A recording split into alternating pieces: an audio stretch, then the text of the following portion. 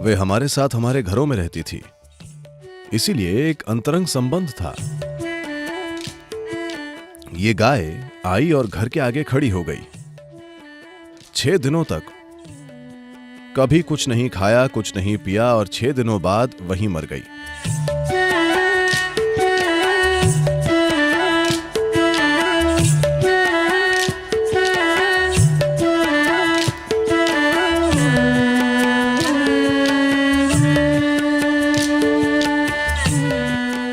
अब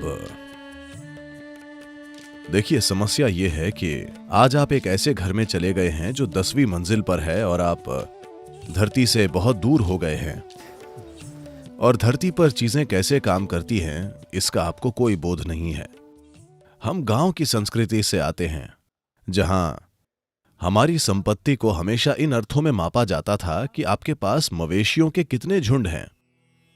आप पीछे मुड़कर महाभारत की ओर देखिए, और दूसरी बात, वे हमेशा मवेशियों के झुंडों की बात करते थे। आपके पास कितने गाय बैल हैं, ये संपत्ति है। ऐसा इसलिए था क्योंकि हम एक उष्णकटिबंधीय देश हैं और हम वर्षा ऋतु पर निर्भर हैं। जब बारिश नहीं होती थी तब जिनके पास गायें होती थीं उनके बच्चे जीवित रहते थे, जिनके पास गायें नहीं होती थीं उनके बच्चे मर जाते थे। ये एक सरल सा ज्ञान है जिसे हमने जाना।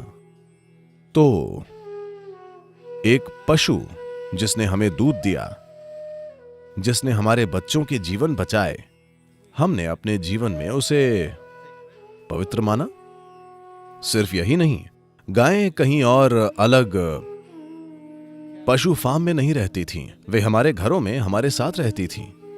इसलिए एक अंतरंग संबंध था, बहुत ज्यादा अंतरंग। मुझे आपको यह बताना चाहिए, मेरी एक दादी थीं जिनके पास एक गाय थी। एक समय पर सभी गायों के नाम होते थे, ठीक है।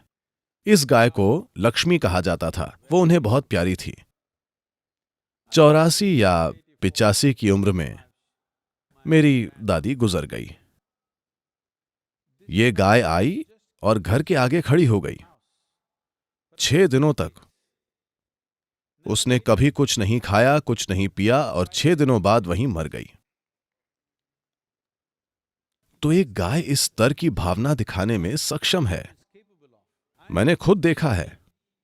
देखिए, जब मैं बड़ा हो रहा था तो मेरी दादी हमेशा एक गाय को दिखाकर मुझे कहती रहती थी, तुम इस गाय का दूध पी रहे हो, ये तुम्हारी दूसरी मां है। वे वास्तव में खुलकर मुझसे कह रहे थे, मान लो तुम्हारी मां मर जाती है।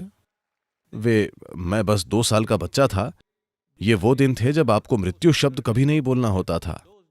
पर उन दिनों क्योंकि मां मर सकती थी, इसलिए मेरी दादी मुझसे कहती थी, मान लो तुम्हारी मां मर जाती है तो ये तुम्हारी मां है, यही तुम्हें पाल रही है। हर रोज मुझे ये बताया जाता था, इसलिए रोज मुझे जाकर कम से कम उसे छूना होता था और कुछ मिनटों तक उसके साथ खेलना होता था। ये बड़े होने का एक हिस्सा था। इसलिए स्वाभाविक रूप से उस पशु की ओर एक बड़ी भावना जुड़ी थी। और मैंने खुद देखा है कि अगर आप किसी गाय के साथ एक निश्चित घनिष्ठता विकसित कर लेते हैं, मान लीजिए आप किसी दुख, अपने भीतर किसी कष्ट से गुजर रहे हैं, तो आपको उसके पास भी नहीं होना है। गाय आपके लिए आंसू बहाएगी।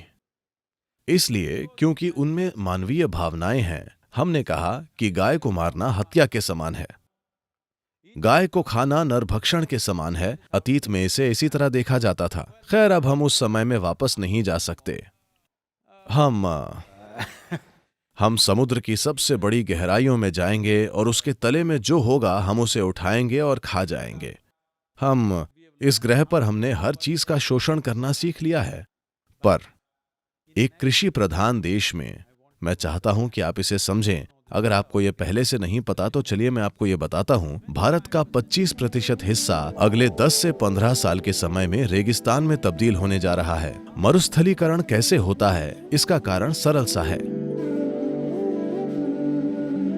सामान्य कृषि भूमि में मिट्टी को मिट्टी कहने के लिए कम से कम 3 से 6% जैविक तत्व होना चाहिए। कम से कम 3% तो होना ही चाहिए। लेकिन आज पंजाब, हरियाणा, मराठवाड़ा जैसे कई राज्यों में, तमिलनाडु और कर्नाटक और आंध्र प्रदेश के कुछ भागों में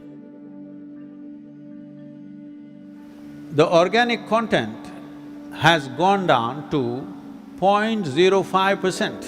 जैविक तत्व 0.05% तक नीचे आ गया है। इसका मतलब अगले 3 से 5 सालों में ये रेत बन जाएगी। अगर आप मिट्टी से जैविक सामग्री हटा देते हैं तो मिट्टी रेत बन जाएगी। अगर आपकी मिट्टी रेत बन जाती है तो हम कहते हैं आपका देश एक रेगिस्तान है ना? ये दूर कैसे जा रहा है मुझे नहीं पता। युवा शिक्षित लोगों को इन चीजों के बारे में सोचना चाहिए, पर दुर्भाग्य से हम ऐसा नहीं कर रहे हैं। देखिए, आप 1 एकड़ जमीन लीजिए। अगर आप 1 एकड़ जमीन लेते हैं, अगर आप मान लीजिए 2 टन कोई फसल उगाते हैं,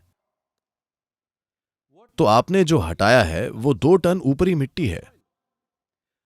तो अगर आप जैविक सामग्री को वापस मिट्टी में डालना चाहते हैं तो सिर्फ 2 तरीके हैं, पेड़ों की पत्तियां और पशुओं का मल। पेड़ बहुत समय पहले ही जा चुके हैं, पशु आप खुद उन्हें खाना चाहते हैं। आप मिट्टी का संरक्षण कैसे करेंगे? अगर हमारी मिट्टी रेगिस्तान में तब्दील हो जाती है, How are people going to live? तो लोग कैसे जिएंगे? 130 करोड़ की जनसंख्या के साथ, बहुत गाढ़ी आबादी के साथ, अगर आप पेड़ों की पत्तियां और पशुओं का कचरा जमीन में वापस नहीं डालेंगे तो आप देश को खत्म कर देंगे।